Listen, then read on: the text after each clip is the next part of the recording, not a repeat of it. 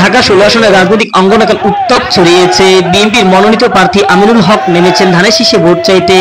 একসময় মাঠের জনপ্রিয় খেলোয়াড়, আজ জনগণের নেতা। খেলাধুলার মাঠে যিনি ছিলেন সাহসী, রাজনৈতিক ময়দানও তেমনি নির্ভীক, জনগণের অধিকার আদায়ে প্রতিবদ্ধতাই তরুণ নেতা।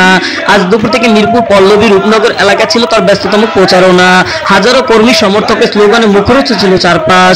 আমিনুল হক এগিয়ে চলো, ধানের শীষ জিতবে। ভোটারদের মুখে একটাই প্রত্যাশা, যিনি মাঠে খেলেছেন দেশের জন্য, তিনি ফিরিয়ে আনবেন মানুষের অধিকার। আমিনুল হক বলেন, আমার জীবনের সংগ্রামে মানুষের পাশে থাকার জন্য অন্যায়ের বিরুদ্ধে লড়বো শেষ নিঃশ্বাস থাকা পর্যন্ত। নির্বাচনীয় ঘিরে পুরো ঢাকা 16 আসন এখন উত্তেজনা টকবক করছে। জনগণের আশা এবার পরিবর্তনের প্রতীক হবে ধানের শীষ।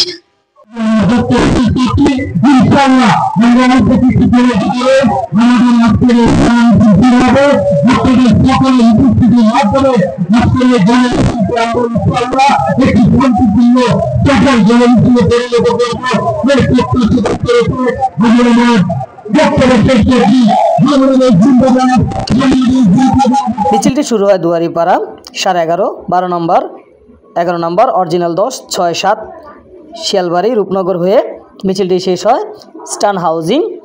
মিছিলটির নেতৃত্ব দেন সাবেক সফল সাধারণ সম্পাদক, রূপনগর থানা যুবদল আব্দুল আল মামুন, ফয়েজ আলওয়াদার, রিপন খান, সোহেল রানা, স্বপন আহমেদ।